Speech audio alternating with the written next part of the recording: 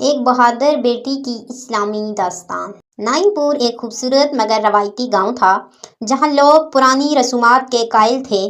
اس گاؤں میں ایک دیندار اور نیک دل کسان حاجی بنواری لال اپنی بیٹی آدتیہ اور بیوی بھاونا کے ساتھ رہتا تھا۔ حاجی بنواری ہمیشہ کہا کرتے، میری بیٹی میرے لیے اللہ کی رحمت ہے اور میں اسے ایک بہادر، نیک اور باعلم مسلمان بنا کر رہوں گا۔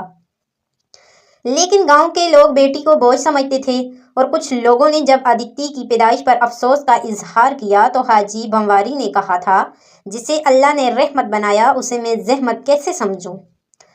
آدتیہ بڑی ہوئی اور قرآن و حدیث کے علم کے ساتھ ساتھ جدید تعلیم بھی حاصل کی۔ وہ نرم دل ہونے کے ساتھ ساتھ حق اور سچ کے لیے لڑنے والی لڑکی تھی۔ جب آدتیہ کالج مکمل کر چکی تو محلے کی ایک خاتون رضیہ بی بی بھاونا کے پاس آئی اور کہا، بہن، آدتیہ بہت خوبصورت اور نیک ہے۔ میں ایک اچھے خاندان کے لڑکے کے بارے میں جانتی ہوں جو انجینئر ہے، شہر میں نوکری کرتا ہے۔ بھاونا نے یہ بات حاجی بنواری سے کہی اور وہ خوش ہوئے کہ بیٹی کے لیے دیندار اور اچھا رشتہ مل رہا ہے۔ لیکن جب لڑکے والے آئے تو بات جہیز پر آ کر رک گئی۔ لڑکے کے والد نے کہا، ہمیں آدتیہ پسند ہے لیکن ہماری کچھ ضروریات ہیں، اگر آپ 5 لاکھ روپے اور ایک گاڑی دے سکیں تو ہم رشتہ پکا سمجھیں گے۔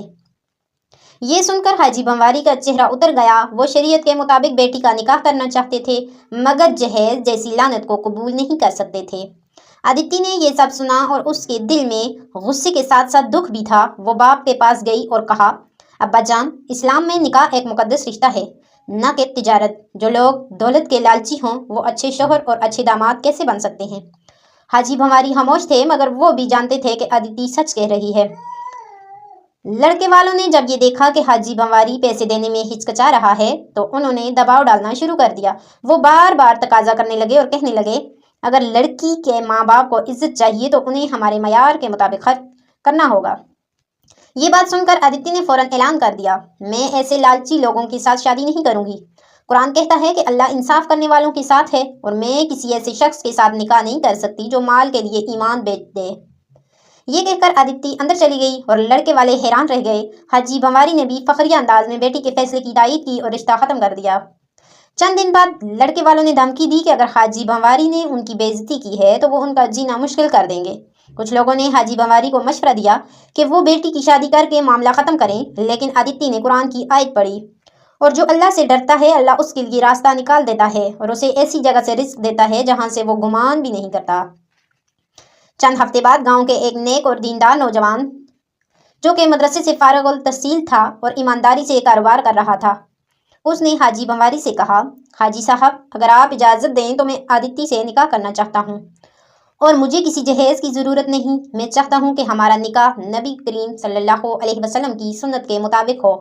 یہ سن کر حاجی بنواری کی آنکھوں میں آنسو آ گئے۔ آدتیہ نے بھی خوشی سے کہا، یہی سچا رشتہ ہے جو اللہ کی رضا کے لیے ہو، نہ کہ دنیا کی خوث کے لیے۔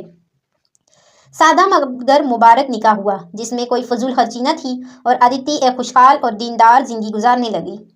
کالیش اور اس کے لالچی خاندان کو گاؤں والوں نے شرمندہ کر دیا اور وہ ہمیشہ کے لیے رسوا ہو گئے۔ آدتیہ کی بہادری اور ایمان نے ثابت کر دیا کہ عورت بوجھ نہیں بلکہ ایک عظیم طاقت ہوتی ہے۔ نکاح تجارت نہیں بلکہ ایک مقدس فریضہ ہے۔ جہیز لینا اور دینا دونوں اسلام میں ناپسندیدہ ہیں۔ جو اللہ پر بھروسہ کرتا ہے وہ کبھی ناکام نہیں ہوتا۔ حق کے لیے کھڑے ہونے والی بیٹیاں دنیا کو بدل سکتی ہیں۔